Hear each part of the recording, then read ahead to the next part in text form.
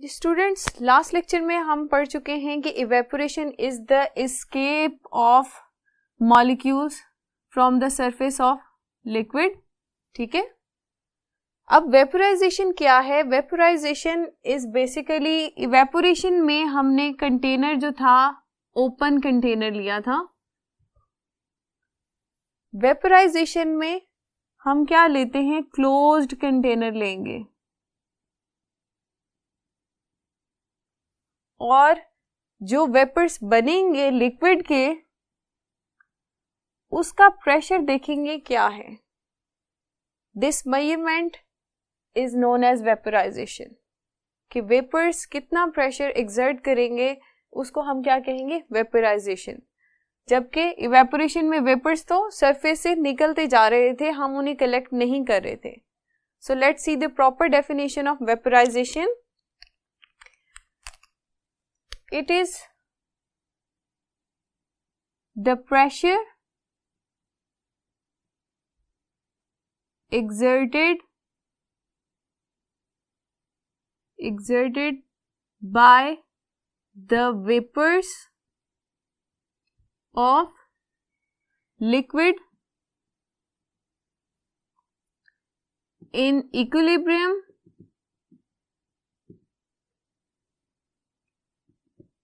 with the liquid at given temperature. This is called vaporization. यहां पर देखें, pressure exerted by the vapors of liquid in equilibrium. किसके साथ equilibrium है? जिस लिक्विड के वेपर्स बनने हैं उनके दरमियान, यानी वेपर्स और लिक्विड का यहां पर इक्विलिब्रियम बन जाता है. इक्विलिब्रियम का मतलब होता है कि दोनों स्टेट्स इक्वल अमाउंट में एग्जिस्ट करती हैं, कि लिक्विड स्टेट और वेपर स्टेट ये साइमल्टेनियसली एग्जिस्ट कर रहे होंगे. और यहां पर हमने कंडीशन मेंशन की थी कि क्लोज्ड कंटेनर हम लेंगे. इसकी फर्दर एक्सप्लेनेशन देखते हैं. जी स्टूडेंट्स, अगर हम एक ओपन वेसल लें और उसके अंदर हम अपना डिजायर्ड लिक्विड रखें जिसका हम वेपर प्रेशर कैलकुलेट करना चाहते हैं, तो हम देखेंगे कि लिक्विड की सरफेस के ऊपर वेपर्स बन रहे हैं ड्यू टू इवेपोरेशन. अब ये वेपर्स इस कंटेनर में स्टे नहीं कर रहे बल्कि मूव करते जा रहे हैं. अगर हम इस कंटेनर को क्लोज कर लें, यानी इसके ऊपर लिड रख दें, तो फिर हम देखेंगे कि जो वेपर्स बनते जा रहे हैं वो स्टॉक होते जाएंगे. अब इन वेपर्स के दरमियान क्या हो रहा है? कोलाजन स्टार्ट हो गई है. अब ये वेपर्स कंटेनर की वॉल के साथ भी कोलाइड करेंगे, आपस में भी कोलाजन करेंगे और लिक्विड की सरफेस के साथ भी कोलाइड करेंगे. इस कोलाजन के दौरान हम देखेंगे कि क्या होगा कि vapours converts into liquid. That is known as condensation. अब यहाँ पर दो प्रोसेस साइमल्टेनियसली रन करेंगे. एक तो evaporation, that is escape of liquid molecules into vapour phase, और दूसरा यहाँ पर क्या हो रहा है? कंडेंसेशन, वेपर फेज से लिक्विड स्टेट में चेंज होना. एक टाइम आएगा कि जब लिक्विड के मॉलिक्यूल्स जितनी अमाउंट में वेपर स्टेट में चेंज हो रहे हैं वो इक्वल हो जाएंगे उस अमाउंट से जो वेपर्स लिक्विड में कन्वर्ट हो रहे हैं. तो यहाँ पर एक इक्विलिब्रियम एस्टैब्लिश हो जाएगा और इस पॉइंट पे जो वेपर्स हमारे पास प्रेजेंट होंगे वो जो प्रेशर एक्सर्ट करेंगे इस लिक्विड के ऊपर, तो उसको हम मेजर करके कहेंगे that is the vapour pressure of that liquid. So students, अब फर्दर हम इसके देखते हैं कि which factors affect the vapour pressure. जी, अब यहाँ पर हम देखेंगे कि कौन से ऐसे फैक्टर्स हैं जो वेपोराइजेशन को इफेक्ट करते हैं. सबसे पहले हम उन फैक्टर्स को डिस्कस करते हैं that do not effect the vaporisation. Do not effect vaporisation. उसके अंदर सबसे पहले है हमारे पास volume of container. Volume of container, इसका मतलब है कि अगर आप एक लिक्विड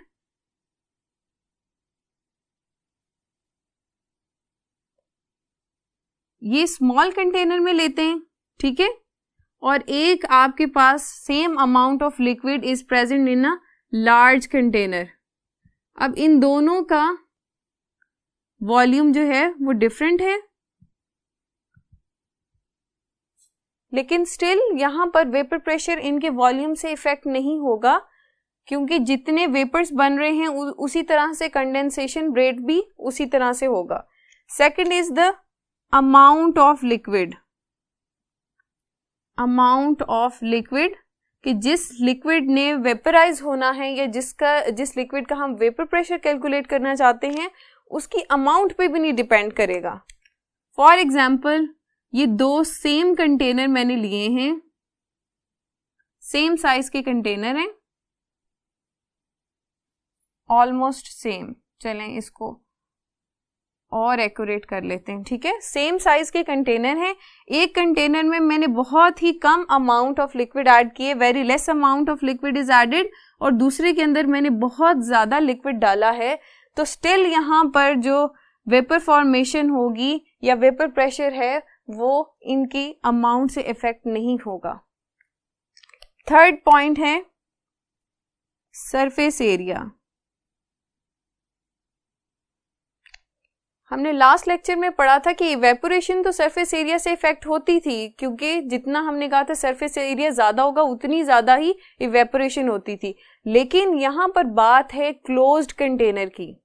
क्लोज्ड कंटेनर की बात है तो यहाँ पर क्या होगा कि अगर सरफेस एरिया ज्यादा होने की वजह से वेपर्स ज्यादा बनेंगे तो उतनी ही अमाउंट में वेपर्स वापस कंडेंस भी तो होंगे, क्योंकि हमने कहा कि वेपराइजेशन या यहाँ पर जो इक्विलिब्रियम डेवलप होता है between liquid phase and vapour phase, तो अगर ज्यादा अमाउंट में वेपर्स बन रहे हैं due to large surface area तो उतनी ही अमाउंट में वेपर्स कंडेंस होकर लिक्विड में भी तो वापस जा रहे हैं ना. इस वजह से सरफेस एरिया पे भी डिपेंड नहीं करेगा वेपर प्रेशर. तो हम देखते हैं कि कौन से ऐसे फैक्टर्स हैं that really affects the vapour pressure. सबसे पहले हमारे पास आएगा टेम्परेचर. जी, टेम्परेचर वो फर्स्ट फैक्टर है that will effect the vapour pressure of a liquid. किस तरह से? ये कंटेनर में लिक्विड है, जब हम हीट करते हैं तो क्या होगा कि मॉलिक्यूल्स की काइनेटिक एनर्जी इंक्रीज हो जाएगी. ठीक है, जब उनकी काइनेटिक एनर्जी इंक्रीज होगी तो ज्यादा अमाउंट में जो मॉलिक्यूल्स हैं वो वेपर फेज में चले जाएंगे, और ये ज्यादा अमाउंट के जो वेपर्स हैं that will exert more pressure, और इस तरह से टेम्परेचर को बढ़ाने से वेपर प्रेशर भी बढ़ेगा. You can say temperature is directly proportional to the vapour pressure. अगर हम यहाँ पर वाटर की एग्जांपल लें और इसका वेपर प्रेशर हम देखें कि टेम्परेचर के साथ कैसे वेरी होता है, तो ये आपके पास आपकी बुक में टेबल है. यहाँ पर डिग्री सेंटीग्रेड में टेम्परेचर है और दूसरी तरफ हमने वाटर का वेपर प्रेशर टॉर में मेजर किया हुआ है. आप यहाँ पर देखेंगे 0 डिग्री सेंटीग्रेड पे वाटर का वेपर प्रेशर क्या है, 4.57 टॉर. 0 डिग्री सेंटीग्रेड पे वाटर का वेपर प्रेशर है 4.57 टॉर. जब हमने 10 डिग्रीज इंक्रीज कर दिया टेम्परेचर, यहाँ पर अब टेम्परेचर ज्यादा करें तो kinetic energy of water molecules increases, तो वेपर प्रेशर बढ़कर 0.920 टॉर हो गया. अब यहाँ पर टेम्परेचर डिफरेंस कम है तो यहाँ पर वेपर प्रेशर का डिफरेंस कितना आ रहा है, अप्रोक्सीमेटली 4 आ रहा है. ठीक है, फर्दर हम जब टेम्परेचर इंक्रीज करते जाएंगे तो यहाँ पर देखें 90 और 100 के दरमियान कितना डिफरेंस आता है. 90 और 100 के दरमियान 90 पे वेपर प्रेशर है 527.8 यानी 527 टॉर, और 100 डिग्री सेंटीग्रेड पे आपके पास आता है 760 टॉर. तो यहाँ पर तकरीबन 240 टॉर का डिफरेंस आ रहा है. इसका मतलब है कि जैसे जैसे टेम्परेचर इंक्रीज करता जा रहा है kinetic energy of water molecules उसी तरह से मजीद बढ़ती जा रही है और वेपर प्रेशर भी ऑटोमेटिकली इंक्रीज कर रहा है. सो यू कैन से vapour pressure is affected by the increase in temperature. Second factor that will affect the vapor pressure of a liquid is the intermolecular forces forces present in a liquid. जी, intermolecular forces are the forces present between the molecules. अब यहाँ पर ये जो forces होती हैं molecules को आपस में कंबाइन रखती हैं, उनको इकट्ठा रखती हैं. ये फोर्सेस जितनी ज्यादा स्ट्रॉन्ग होगी उतना ही मॉलिक्यूल्स के लिए मुश्किल होगा कि वो इस लिक्विड स्टेट को छोड़ के वेपर फेज में कन्वर्ट हो जाएं. आइसोपेंटेन का वेपर प्रेशर 20 डिग्री सेंटीग्रेड पर सबसे ज्यादा है, that is 580 torr. It means कि इस के अंदर आइसोपेंटेन के मॉलिक्यूल्स के दरमियान इंटरमोलेकुलर फोर्सेस वीक हैं. वीक होंगी तो क्या होगा कि ज्यादा अमाउंट में लिक्विड मॉलिक्यूल्स कन्वर्ट होंगे वेपर्स में, वेपर से इंक्रीज होंगे तो वेपर प्रेशर भी बढ़ जाएगा, तो दैट इज 580 टॉर. जबकि यहाँ पर सबसे कम वेपर प्रेशर किसका है? ग्लिसरॉल का. तो इसका मतलब है कि ग्लिसरॉल में इंटरमोलेकुलर फोर्सेस बहुत ज़्यादा स्ट्रॉन्ग हैं. स्ट्रॉन्ग होने की वजह से वो अपने मॉलिक्यूल्स को अलाउ नहीं करेंगी या कम अलाउ करेंगी कि वो वेपर स्टेट में कन्वर्ट हों, इसलिए वेपर्स कम बनेंगे एट अ गिवन टेम्परेचर. और जब वेपर्स कम होंगे तो वो कम प्रेशर एक्सर्ट करेंगे. तो इसका मतलब है कि ग्लिसरॉल का जो वेपर प्रेशर हमारे पास है दैट इज 0.00016 टॉर. इस कदर कम है. You can say intermolecular forces are very important for vapor pressure determination. Intermolecular forces are directly proportional to the vapor pressure. As the intermolecular forces increases, vapor pressure will decrease. So you can say intermolecular forces are inversely proportional to vapor pressure. ठीक है? आपने shortcut students याद रखना है. ये अगर आप इतना सा पॉइंट याद कर लें कि temperature is directly proportional to vapour pressure, तो आप इसको खुद से जस्टिफाई कर लेंगे. एक line just, when vapour pressure increases temperature also increases, या you can say when we increase the temperature of a liquid vapour pressure increases. इसी तरह से इसके ऑपोजिट ले जाएं कि टेम्परेचर डिक्रीज होने से वेपर प्रेशर इंक्रीज होगा. यहाँ पे भी सिंपल आप ये वाला रिलेशन याद रख लें. जब इंटरमोलेकुलर फोर्सेस कम होंगी तो वेपर प्रेशर बढ़ जाएगा, और जब इंटरमोलेकुलर फोर्सेस ज्यादा होंगी तो वेपर प्रेशर कम हो जाएगा. अब हम देखते हैं कि इस प्रेशर को हम किस तरह से मेजर कर सकते हैं, कि कौन से मेथड है जिससे हम इस लिक्विड के ऊपर जो वेपर्स हैं उनका प्रेशर मेजर कर सकते हैं. So coming on to the measurement of vapor pressure, students बहुत सारे methods हैं for the measurement of vapor pressure of a liquid, लेकिन उसके अंदर जो most accurate और जो most commonly used है that is the manometric method. Manometric method में simple हम एक मैनोमीटर यूज करते हैं. पहले हम मैनोमीटर की कंस्ट्रक्शन देख लेते हैं और उसकी वर्किंग देखते हैं कि वो किस तरह से काम करेगा. मैनोमीटर क्या होता है? ये सिंपल एक यू ट्यूब होती है. थोड़ा सा इसको नीट करके बनाते हैं. स्टूडेंट्स, आपके एग्जाम में फिगर के बहुत ज़्यादा इंपॉर्टेंस होती है, ख़ास तौर पे जो इस तरह के प्रोसेस हैं, तो फिगर्स की अच्छी तरह से प्रैक्टिस करें. जी, ये यू ट्यूब होती है.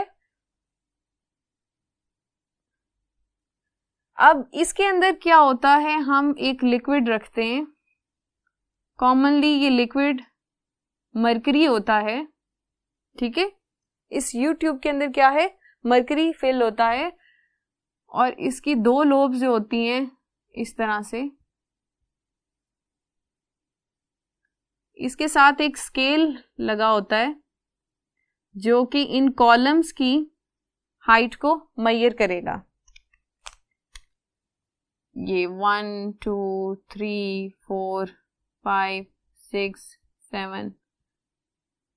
अगर ये मैं मरकरी को रेड से शो कर दूं, the red thing in the you tube that is the mercury. ठीक है, अब ये वाला जो ट्यूब का पार्ट होता है दैट इज ओपन, और यहां पर एयर इसके अंदर एंटर होती है, और जो एयर का प्रेशर होगा जो कॉमनली दैट इज 1 एटमॉस्फेयर, ये प्रेशर मरकरी की इस सरफेस के ऊपर यहाँ पर प्रेशर एक्सर्ट हो रहा है, और ये जो इसका दूसरा पार्ट है that is attached to the flask in which desired liquid is present. वो लिक्विड प्रेजेंट है जिसका हमने वेपर प्रेशर कैलकुलेट करना है, ठीक है। सेकेंड ट्यूब का पार्ट किसके साथ अटैच है? उस फ्लास्क के साथ जिसके अंदर वो लिक्विड मौजूद है जिसके हमने वेपर प्रेशर को कैलकुलेट करना चाहते हैं। और इस ट्यूब का इस फ्लास्क की जो दूसरी अटैचमेंट होती है that is with the vacuum pump. यहां पर क्या है? Vacuum pump. ये फ्लास्क हम किस में रखते हैं? In the thermostat.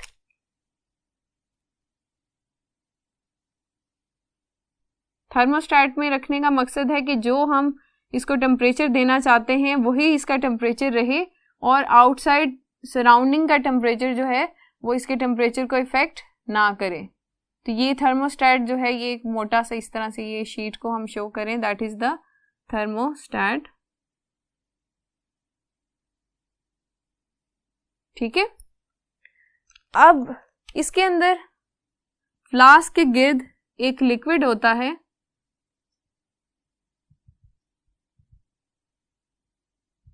इसके अंदर हम फ्रीजिंग मिक्सचर ऐड करते हैं। पहले इसका पर्पस मैं आपको बताती हूँ कि क्यों ऐड किया, पहले हम इसका पूरा प्रोसेस देख लें। और यहाँ पर इस लिक्विड के अंदर एक थर्मामीटर हम रखते हैं that will measure the temperature inside that thermostat, ठीक है। ये थर्मामीटर है, ये सारी इसकी असेंबली है, दैट इज द मैनोमीटर। ये वो फ्लास्क है जिसके अंदर हमने लिक्विड लिया है। इस फ्लास्क का एक जो टर्मिनल है वैक्यूम पंप के साथ अटैच है, दूसरा जो है वो मैनोमीटर की ट्यूब की एक टर्मिनल के साथ अटैच है। ये पूरी फ्लास्क हमने थर्मोस्टेट के अंदर रखी हुई है, और इस थर्मोस्टेट के अंदर हमने फ्रीजिंग मिक्सचर रखा है, एक थर्मामीटर है जो कि टेम्परेचर को मेजर करेगा। सो स्टूडेंट्स देखते हैं कि ये पूरा apparatus किस तरह से वर्क करता है। सो लेट्स सी। जी स्टूडेंट्स, ये हमारे सामने मैनोमेट्रिक मेथड की असेंबली है। अभी हमने इसके सारे पार्ट्स को डिस्कस किया। सो स्टूडेंट्स, प्रोसेस स्टार्ट करने से पहले सबसे पहले हम मरकरी कॉलम की लेंथ्स को मेजर कर लेते हैं, ठीक है। उनकी इनिशियल लेंथ्स देख लेते हैं कि मरकरी कॉलम्स की इनिशियल लेंथ्स क्या हैं प्रोसेस को स्टार्ट करने से पहले, ताकि हम इनका डिफरेंस नोट करके वेपर प्रेशर को मेजर कर सकें। अब हम क्या करेंगे कि जो हमारा फ्लास्क के अंदर लिक्विड है उसे फ्रीजिंग मिक्सचर के जरिए फ्रीज कर लेंगे। फिर हम वैक्यूम पंप को ऑन करेंगे ताकि फ्लास्क के अंदर जितनी एयर है वो उसको निकाल ले, ठीक है। अब हम लिक्विड को दोबारा से मेल्ट करेंगे। मेल्टिंग से क्या होगा, जो इंट्रैप्ड एयर लिक्विड के अंदर थी वो दोबारा से निकल आएगी। हम अपने लिक्विड को दोबारा से फ्रीज कर लेंगे, वैक्यूम पंप ऑन करेंगे, अब जो इंट्रैप्ड एयर थी उसको भी निकाल लेंगे। ये प्रोसेस रिपीट करते जाएंगे ताकि मैक्सिमम एयर हम निकाल सकें। जब हम ये कंफर्म कर लें कि तमाम एयर निकल चुकी है, फिर हम क्या करेंगे, अपने लिक्विड को हीट करना स्टार्ट करेंगे। हीटिंग से क्या होगा कि liquid is converted into vapours. अब ये वेपर्स जो हैं ये प्रेशर एक्सर्ट करेंगे ऑन द मरकरी कॉलम। जब मरकरी कॉलम पर प्रेशर एक्सर्ट होगा तो क्या होगा, उनकी हाइट में डिफरेंस आएगा। अब ये जो हाइट डिफरेंस आया है हम इसको मेजर कर लेंगे, और इस हाइट डिफरेंस को हम क्या कहते हैं, दैट इज डेल्टा एच। इस मेजरमेंट से हम further vapour pressure of liquid measure करेंगे। किस तरह से, इक्वेशन के जरिए हम देखते हैं। So let's see how to calculate vapour pressure of a liquid by the difference in the heights of mercury column. जी स्टूडेंट्स, अभी हमने इसकी वर्किंग देखी। डेल्टा एच हमने कहा था that is the difference in the Heights, कि जो यहां पर वेपर प्रेशर एक्सर्ट हुआ था बाय द लिक्विड, उसकी वजह से यहां पर मरकरी लेवल में हाइट डिफरेंस आया था इस तरह से। ये पहले इसका इनिशियल लेवल है और ये इसका फाइनल लेवल है। अब ये जो हाइट डिफरेंस है हमने इसको क्या कहा था, डेल्टा एच। ठीक है, delta H is the difference of height of mercury column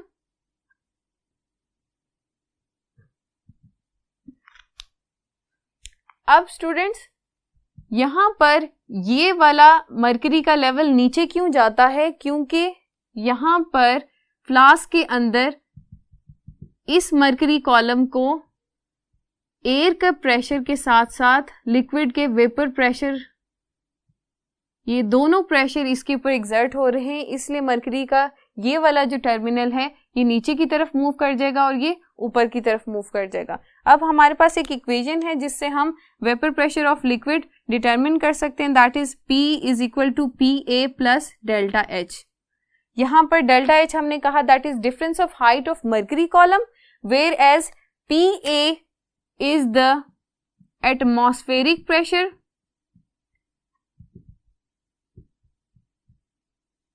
that is 1 atm और P हमारे पास क्या है, P is the vapor pressure of liquid। Students ये इक्वेशन को मैं यहां पर थोड़ा सा बोल्ड करके लिख देती हूं, P is equal to PA plus delta H। ठीक है, यहां पर हमने इनको तीनों को देख लिया और वेपर प्रेशर क्या हुआ, सम ऑफ द प्रेशर और sum of atmospheric pressure and the difference in the heights of mercury level, इनकी सम का हमारे पास आंसर आएगा। इस सम को हम कहेंगे that is the vapour pressure of that liquid। ठीक है students, that was all about the measurement of vapour pressure. अब आपने देखा होगा कि vaporisation is different from evaporation. Evaporation was the simple escape of molecules from the surface of liquid, जबकि vaporisation that is the pressure exerted by vapours in equilibrium state on a liquid surface, और ये close container में होती है। ठीक है, तो students उम्मीद है कि आपको आज के लेक्चर की अच्छी तरह से समझ आ गई होगी। नेक्स्ट लेक्चर के लिए अपना बहुत सारा ख्याल रखिएगा। तब तक के लिए अल्लाह हाफिज।